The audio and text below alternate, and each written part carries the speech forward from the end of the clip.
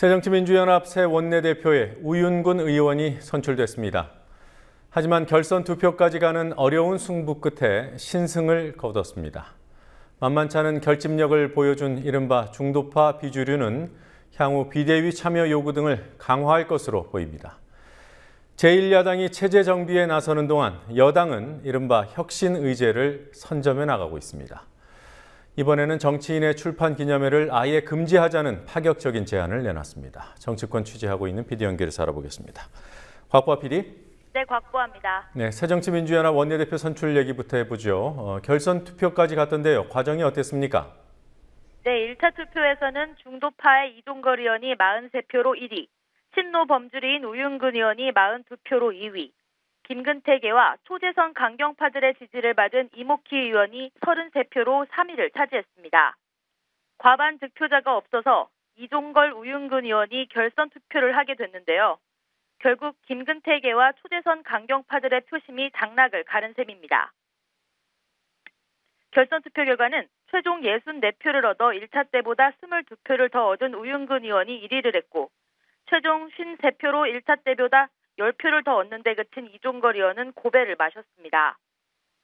우윤근 의원은 정책위의장으로서 여당과의 세월호법 협상을 참여해왔기 때문에 세월호법을 마무리하는 데 있어서도 우 의원이 낫다는 의원들의 판단이 있었던 것으로 보입니다. 또 친노 범주류의 숫자가 기본적으로 많다는 점도 우 의원에게 유리하게 작용했습니다. 하지만 중도파가 만만치 않은 결집력을 보여줬다는 점에서 사실상 중도파의 승리라는 시각도 나옵니다. 앞으로 중도파의 비대위 참여 요구 등이 높아질 것으로 보입니다. 우윤근 신임 원내대표가 당선된 직후에 어떤 점을 강조하던가요? 네, 우 원내대표는 이번 원내대표 보궐선거가 계파 대결로 비춰진 것을 의식한 듯 당선 소감에서 통합을 강조했습니다. 말씀드린 대로 저는 130명의 계파입니다. 우윤근이는 계파가 없습니다. 오늘 많은 분들이 우려를 하셨을 겁니다. 일방적으로 쏠리지 않도록 하겠습니다. 130명이 모두 힘을 합쳐서 대여 투쟁에 협상도 130명이 하고 투쟁도 130명이 하는 강력한 야당이 되도록, 그리고 국민들과 통하는 품위 있는 야당이 되도록 모든 걸 바치도록 하겠습니다. 원내대표는 또 세월호 특별법을 잘 마무리하겠다는 점도 강조했습니다. 선거 전 정견 발표와 당선 후 기자간담회에서 나온 세월호법 관련 발언 이어서 들어보시겠습니다. 없는 실무 협상에 가담했습니다. 100개가 넘는 조문을 놓고 20여 차례 만났습니다. 다만 특검 부분만 원내대표에게 넘어가 있는 상태에서 그것마저도 마지막 협상에 제가 참여했습니다. 그 책임을 지울 수가 없습니다. 그러나 저에게 더 크게 주어진 책임이 있다면 끝까지 미완의 세월호 특별법을 완수해내는 것이다. 저는 이렇게 믿고 있습니다. 다만 이제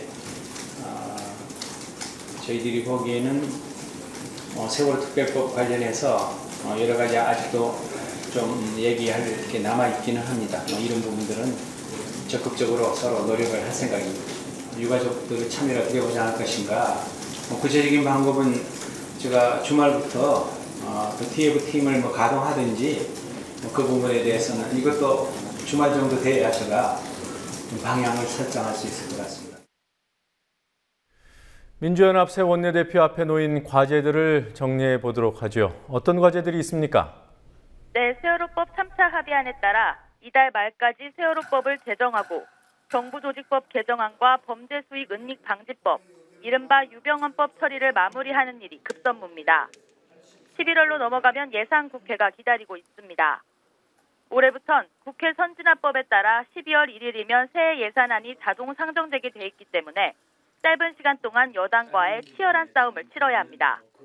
또 우 원내대표는 정부의 경제활성화법과 민주연합의 소득중심 경제활성화법 중 뭐가 진짜 민생을 위한 법인지 승부를 걸겠다고 말했습니다. 서민 증세와 부동산 규제 완화, 가계부채 등의 문제에 대해 정부에 반대만 하지 않고 대안을 내놓겠다는 포부를 스스로 밝혔습니다. 또 당연직 비상대책위원으로서 계파 갈등을 관리하면서 전당대회에 룰을 만드는 과제도 있는데요. 오늘은 당장은 정기국회에 모든 걸 주력하겠다고 말했습니다.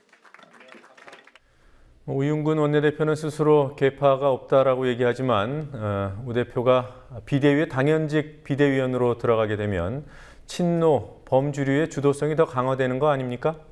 네, 그렇습니다. 현재 민주연합 비대위는 문희상 위원장과 문재인, 정세균 비대위원이 범친노 주류로 분류되고 인재근 비대위원은 김근태계를 대표합니다. 그리고 동교동계와 호남을 대표하는 박지원 비대위원도 범주류를 형성하고 있습니다. 여기에 우윤근 원내대표까지 들어가면서 범친노 주류의 색깔은 짙어졌습니다. 하지만 앞서 전해드린 대로 중도파를 표방하는 비주류는 이번 원내대표 경선에서의 결집력을 바탕으로 비대위원 배정 요구를 강화할 것으로 보입니다. 최근 정동영 고문이 김한길 안철수 세력과 가까운 원내 그룹과 함께 모임을 결정하고 전남 강진으로 손학규 전 고문을 찾아간 일, 비노와 중노파들이 김부겸 전 의원을 차기 당권주자로 미는 움직임 등이 주목됩니다. 새누리당 보수혁신위원회, 오늘은 정치자금을 편법으로 모금하는 통로로 여겨지고 있는 출판기념회를 전면 금지하자, 이런 파격적인 반항을 내놨더군요. 네, 새누리당 혁신위가 오늘 전체회의를 열고 국회의원, 지방의회의원, 지자체장, 공직선거 후보가 되려는 사람이 출판기념회를 여는 것을 일절 금지하기로 했습니다. 새누리당 혁신위는 야당과의 협의를 거쳐 법 개정을 조속히 추진할 방침이고 그 전에는 당원 당규를 개정해 새누리당 정치인들의 출판기념회를 금지하기로 했습니다.